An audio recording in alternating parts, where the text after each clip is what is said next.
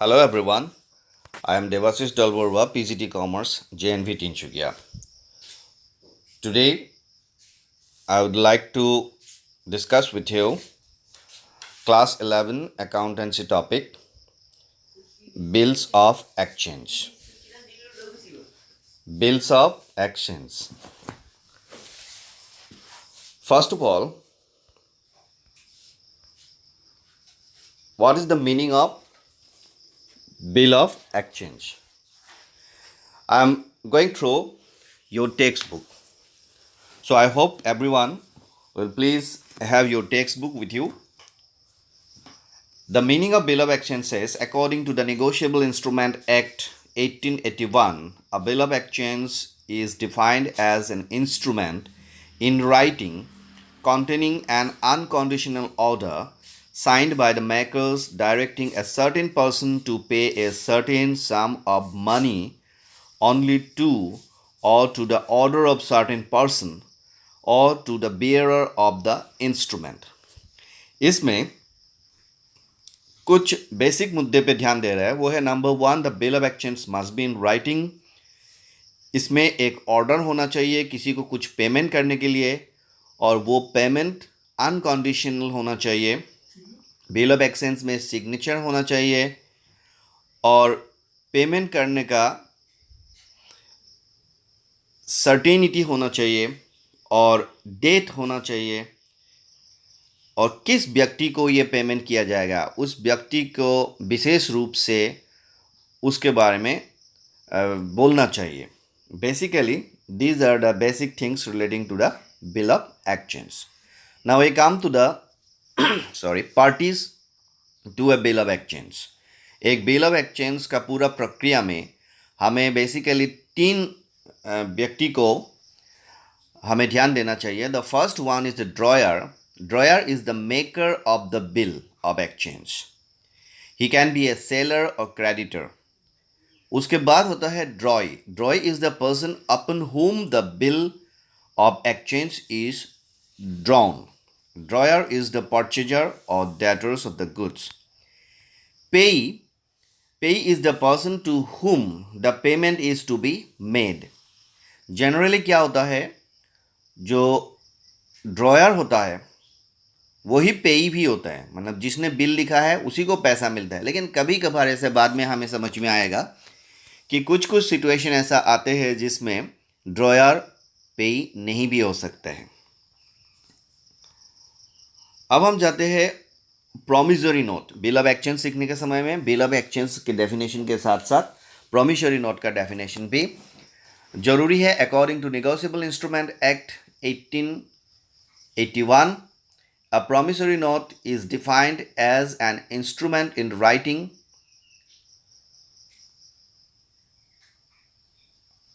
containing an unconditional undertaking signed by the makers to pay a certain sum of money only to or to the order of the certain person or to the bearer of the instrument. इसमें भी क्या क्या basic things है कि number 1, it must be in writing.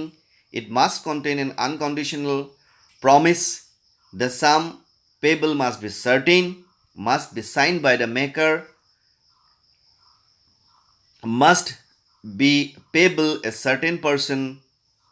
ये होता है promissory note का बेसिक बिंदु।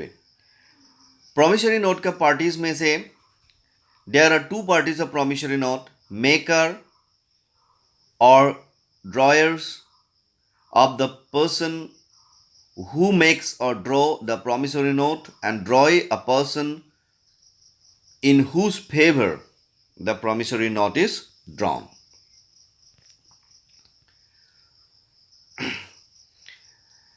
हर बिल का एक मैच्योरिटी डेट होता है।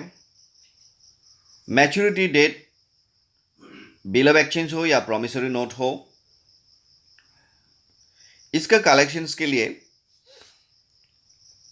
ये दिखाया जाता है कि if a bill date of maturity is 5 payable 30 days after the date it falls due on April 7, that is 33 days after March 5. इसमें 33 डेज इसलिए होता है कि जो मैच्योरिटी का अपना पीरियड होता है 30 दिन, उसके साथ साथ 3 extra days, 3 additional days are provided, इसीलिए इसमें 3 दिन एक्स्ट्रा जोड़ना पड़ता है। Discounting of bill, if the holder of the bill needs fund, he can approach the bank for endorsement of the bill before the due date। मतलब जिनके पास bill का पैसा मिलना होता है, अगर वो मैच्योरिटी डेट तक वेट नहीं करना चाहते हैं, देन वो बैंक में जाके बिल को एंडोर्स कर सकते हैं या बैंक के आगे अपना बिल सरेंडर कर सकता है और बैंक से बिल का पैसा एडवांस में ले सकते हैं। Endorsement of the bill, any holder may transfer A bill unless it is transferred is restricted. मतलब मैक्सिमम टाइम में ट्रांसफ़र रेस्ट्रिक्टेड नहीं होता है, लेकिन हो भी सकता है। अगर इस एक्सेप्शंस को हटाते हैं तो कोई भी होल्डर अपना बिल को तीसरा व्यक्ति को भुगतान के लिए उसी बिल को ही हैंड ओवर कर सकते हैं। It is called endorsement of the bill. अब हम आते हैं अकाउंटिंग ट्रीटमेंट की तरफ। सबसे पहले जाते हैं कि हम ड्रॉयर्स का जो जिसने बिल बनाया है उनका हैंड में अकाउंटिंग ट्रीटमेंट करेंगे तो कैसा होगा। Number 1, when a bill of exchange is retained bye the receiver. तो ऐसे केसेस में जब बिल इश्यू होता है तो bill of exchange account debit करते हैं और डेटर्स अकाउंट क्रेडिट करते हैं।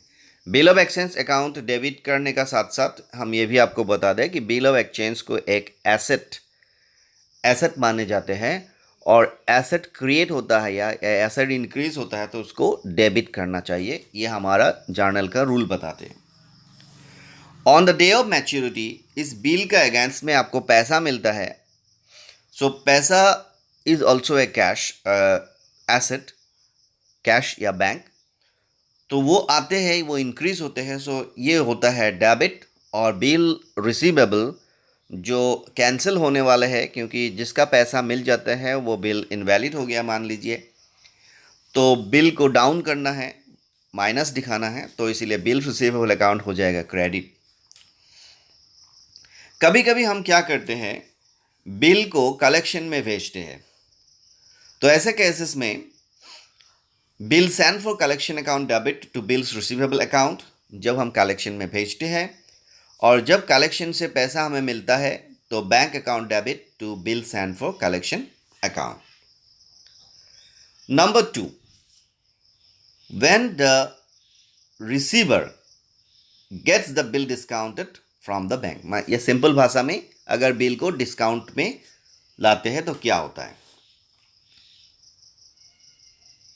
जब आपको बिल मिलता है या सैंक्शन होता है या इशू होता है, जो भी मान लो, bills receivable account debit to debtors account पहले ही बता चुका हूँ। अब डिस्काउंटिंग करने का समय में पैसा मिल रहा है, bank account debit, discount cut रहा है, इट्स ए नॉमिनल फेस या एक्सपेंसेस मानो, so discount account debit to bills receivable account. इसमें ध्यान देने वाली बात यही है कि आप इमेजिन कर लो कि बिल का वैल्यू 100 रुपया है और डिस्काउंट डालने समय आपको 10 रुपया डिस्काउंट में जाएगा, तो बैंक हो जाएगा 90 रुपीज़, डिस्काउंट हो जाएगा 10 रुपीज़ और बिल रिसीवेबल हो जाएगा 100 रुपीज़। जबकि आपको पैसा मिल ही चुके हैं, तो on the date of maturity आपके पास कुछ आने वाला है नहीं, so no entry is required on the date of maturity. अब हम तीसरा मुद्दे पे जाते हैं कि when the bill is endorsed by the receiver in favour of his creditor. तो एज इट इज, द पहला एंट्री सेम होता है, bills receivable account debit to debtors account. उसके बाद दूसरा एंट्री जब एंडोर्स करते हैं तो क्रेडिटर्स अकाउंट डेबिट, मतलब जिस व्यक्ति के नाम पे एंडोर्स किया गया है उसका अकाउंट डेबिट हो जाएगा और बिल्स रिसीवेबल अकाउंट क्रेडिट हो जाएंगे। अब मैच्योरिटी डेट में लिए कुछ बचते नहीं है, तो in the day of maturity you have nothing to pass any journal entries.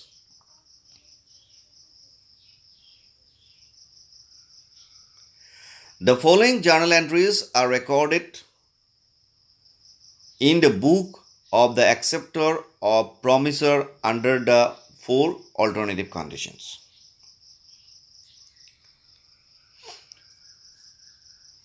ये ड्रॉइस के एंगल से बोला जाता है कि बिल जब एक्सेप्ट करते हैं तो creditors account debit to bills payable account. ये क्रेडिटर माने जिन्होंने आपके नाम पे बिल इशू किया, उस व्यक्ति का नाम है, और बिल्स पेबल अकाउंट. अब यहाँ पे ध्यान देने वाला बात है कि bills payable account is always considered to be liabilities, और लायबिलिटीज क्रिएट होता है तो वो क्रेडिट होता है. On the day of maturity आप बिल पेबल जो लायबिलिटी आपका पास ऑलरेडी था, पेमेंट कर देने के साथ साथ वो लायबिलिटी कैंसिल हो जाएगा, इसीलिए उसको डेबिट कराएंगे, रिवर्स कराएंगे. एंड टू बैंक, क्योंकि बैंक से आपका पैसा जा रहा है तो ये नेगेटिव हो रहा है, तो बैंक अकाउंट क्रेडिट हो गया. मैं आपको एक बार फिर से बोलता हूँ कि ये वीडियो के साथ साथ आप अपना जो एनसीईआरटी का जो टेक्स्ट बुक है वो बिल्कुल सामने रख के ही ये वीडियो आप देखेंगे. अभी यहाँ पे एक एग्जाम्पल दिखाया है. जो Amit sold goods of ₹20,000 to Sumit on credit on January 1, 2017. Amit जिसने सामान बेचा था, उन्होंने draw a bill of exchange upon Sumit जिसने सामान खरीदा था for the same amount for 3 months. इसमें जो 3 months है वो है बिल का ड्यूरेशन या बिल का period. Sumit accepted the bill and return it to Amit. Sumit met his acceptance on maturity. Record the necessary journal entries under following different conditions. लेकिन students एक बात ध्यान में रखिए, एक बिल में 3-4 अलग अलग कंडीशंस नहीं हो सकते. ये तो एग्जाम्पल है, लर्निंग स्किल को बढ़ाने के लिए दिखाया गया है कि दिस और दैट कंडीशंस में क्या हो सकता है. सबसे पहले हमें इसको एनालिसिस इस तरह से करना चाहिए. सबसे पहला सवाल है कि who made the bill. Answer आएगा अमित मेड द बिल, तो अमित हो जाएगा drawer. To whom the bill is made, तो आंसर आएगा सुमित के ऊपर बिल बनाया गया है, तो सुमित हो जाएगा ड्रॉई. बिल का पैसा 20,000 इज क्लियर. और बिल कब बनाया गया है कि January 1, 2017 को बनाया गया है. ये बिल कितना महीने का है, इसका ड्यूरेशन क्या है, 3 महीना है. तो जनवरी के बाद फरवरी के बाद मार्च के बाद अप्रैल 1 तक इसका 3 महीना पूरा हो जाएगा. लेकिन उसके साथ साथ आपको क्या करना पड़ेगा, उसके साथ साथ आपको और गेस्ट पीरियड जो होता है वो देना पड़ेगा. सो वैसे 2 तारीख को आपका बिल का भुगतान है, उसके साथ और 3 दिन डालेंगे तो ये हो जाएगा अप्रैल 5, क्योंकि फरवरी महीना कट जाता है 1 दिन. अब ये देखिए, इन the book of Amit, Amit कौन है, अमित सेल गुड्स, तो अमित इज द ड्रॉयर. तो in the book of Amit, when the bill is retained, so Sumit account debit to sales account. पहला ये normal journal entry credit sale का, उसको फॉलो करते हुए bills receivable account debit to Sumit account, क्योंकि अब इस सेल के पीछे पीछे हमने बिल भी सेंड किया. ऑन मैच्योरिटी डेट, बिल अब एक्सचेंज का बदले में आपको पैसा मिल रहा है तो बैंक अकाउंट डेबिट हो रहा है टू बिल्स रिसीवेबल अकाउंट.